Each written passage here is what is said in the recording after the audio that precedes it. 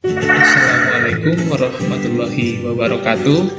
Perkenalkan, kami dari kelompok 2 kelas 306. Pada kesempatan kali ini, kami akan menjelaskan tentang persekutuan komanditer atau CV.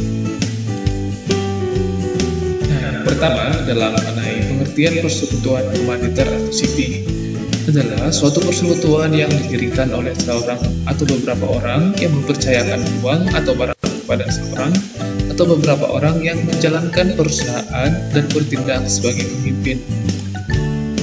Persekutuan komanditer merupakan persekutuan firma dengan bentuk khusus karena adanya sekutu komanditer, yang mana pada firma tidak ada sekutu komanditer. Dalam KUHD, ketentuan mengenai CV ditempatkan bersama-sama dengan ketentuan mengenai firma, terdapat pada pasal 16 sampai dengan pasal 35 KUHD. Yang pertama, pengertian CV terdapat pada pasal 19 KUHD, dan persero komanditer terdapat pada pasal 21 KUHD. CV merupakan bagian dari persekutuan perdata, bukan badan hukum, meskipun syarat formil dan material dipenuhi sebagai badan hukum, namun hingga saat ini belum diakui secara ketentuan oleh pemerintah. Ciri-ciri persekutuan komanditer. Yang pertama, nama komanditer tidak boleh digunakan sebagai nama persekutuan kecuali dalam hal sekutu aktif menjadi sekutu pasif. Yang kedua, tanggung jawab sekutu komplementer adalah renteng. Yang ketiga, tanggung jawab sekutu komanditer terbatas pada modal yang dimasukkan.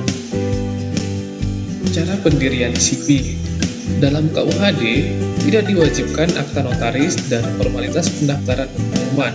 Namun, dalam praktiknya saat ini, pakai akta notaris didaftarkan. Ada dua jenis sekutu.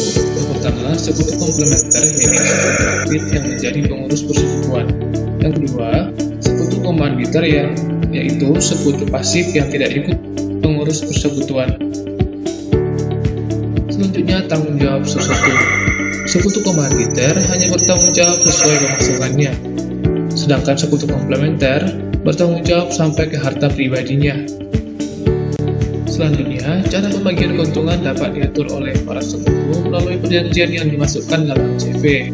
Jika tidak diperjanjikan, maka berlaku pasal 1633 KUH Perdata. Pembagian keuntungan dilakukan menurut perbandingan besar kecilnya modal yang dimasukkan dalam CV. Selanjutnya adalah berakhirnya CV. Yang pertama, apabila jangka waktu dalam akta pendirian telah berakhir. Yang kedua, apabila sekutu mengundurkan diri atau ada pemberhentian sekutu.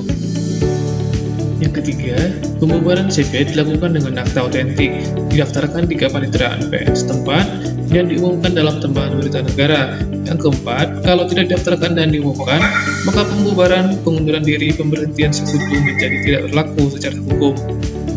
Yang terakhir adalah pemberesan persekutuan komanditer atau CV.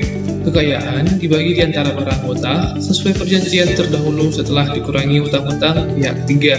Jika kekayaan tidak mencukupi untuk menutupi hutang, maka ditanggung secara bersama atau tanggung renteng sesuai perjanjian sebelumnya.